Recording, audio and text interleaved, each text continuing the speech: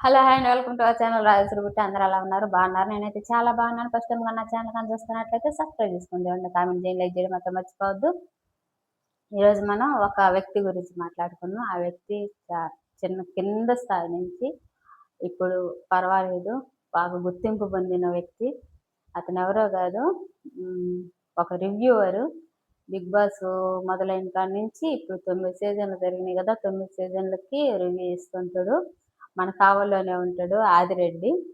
ఆదిరెడ్డి గురించి ఎందుకు చెప్పాలంటే, సారీ ఆదిరెడ్డి గారు, మీ పర్మిషన్ లేకుండా మీ నేమ్ తీసుకొని ఒక వీడియో తీస్తున్నాను. ముందుగా మీకు సారీ చెప్పుకుంటున్నాను. ఆదిరెడ్డి గురించి మొన్న ఆదిరెడ్డి వాళ్ళ వైఫు కవిత, కవిత వాళ్ళ పేరెంట్స్‌కి 5 మంది, 5 మంది పిల్లలైతే 5 మందొచ్చేసి అందరూ 5 మంది, నలుగురు కూతుర్లు, ఒక కొడుకులాగున్నారు.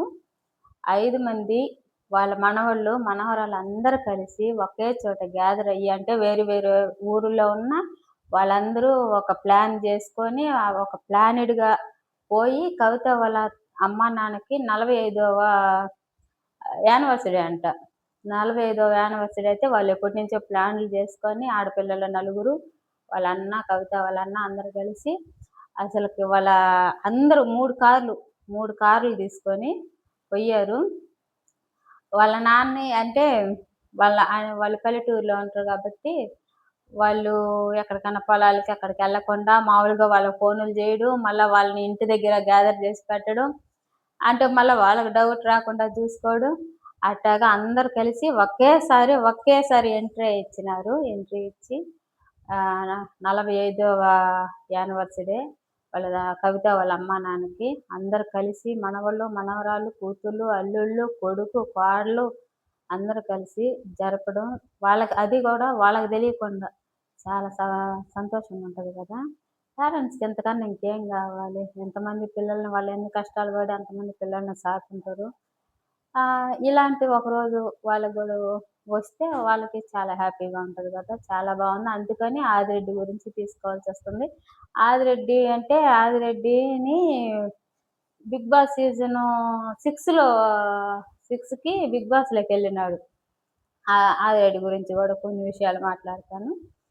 6లో 'బిగ్ బాస్‌లోకెళితే అప్పుడు మేమైతే మా కావలి వ్యక్తి అనేసి నేను గాని, మా పక్కన ఉన్నవాళ్ళు గాని అందరూ ఫోన్‌లు తీసుకునేది.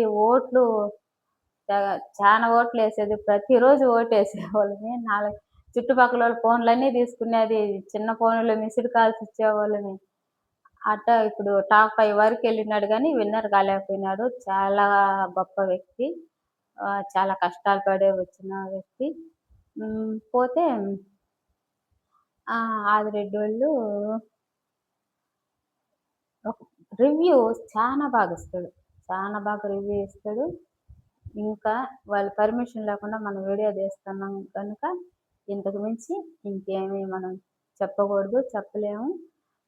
చాలా సంతోషంగా ఉంది. సరే ఉంటానండి. బాయ్ అండి.